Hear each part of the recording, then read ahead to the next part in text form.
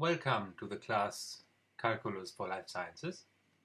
This is a really cool calculus class, and we actually put quite a lot of effort into developing the material for this course. It is taught according to a blended learning philosophy, which means many activities will happen online. You will see online videos, and you will do online exams, and you will also do lots of in-class activities where you then solve problems under the instruction of an instructor. My name is Dr. Thomas Hillen.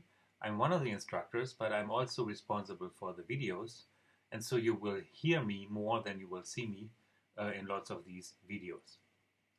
To get started with the course, I would like to show you in this video many of the technological features which we are using.